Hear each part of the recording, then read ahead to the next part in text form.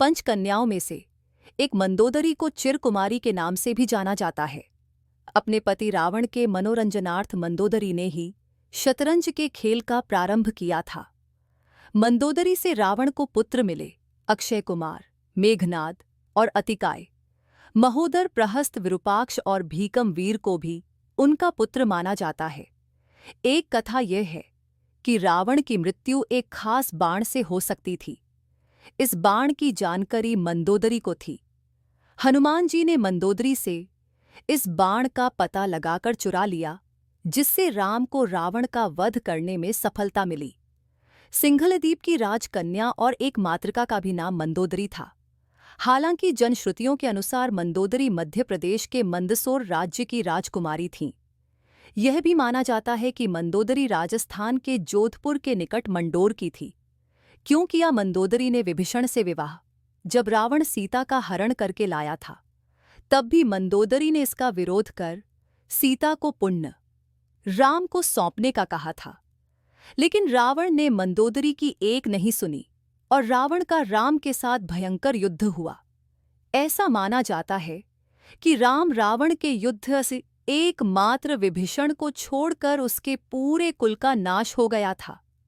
रावण की मृत्यु के पश्चात रावण के कुल के विभीषण और कुल की कुछ महिलाएं ही जिंदा बची थीं।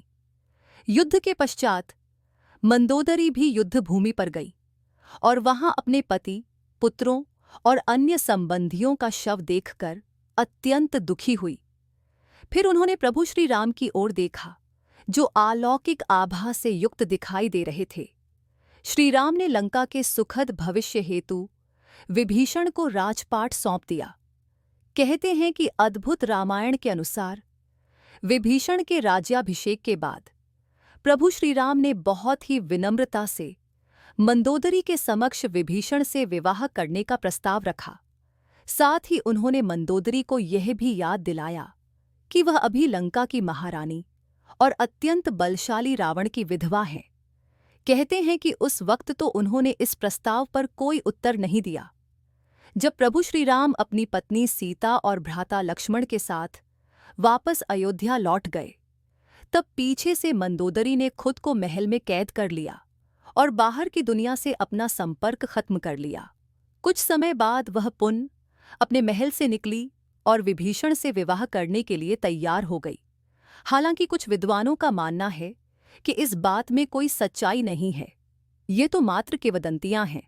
लेकिन मंदोदरी के बारे में इस बात पर विश्वास करना थोड़ा मुश्किल है, क्योंकि मंदोदरी एक सती स्त्री थी जो अपने पति के प्रति समर्पण का भाव रखती थी।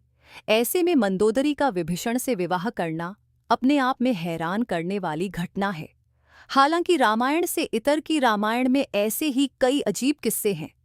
यह भी सोचने में आता है कि कुछ समाजों में प्राचीन काल में ऐसा ही प्रचलन था।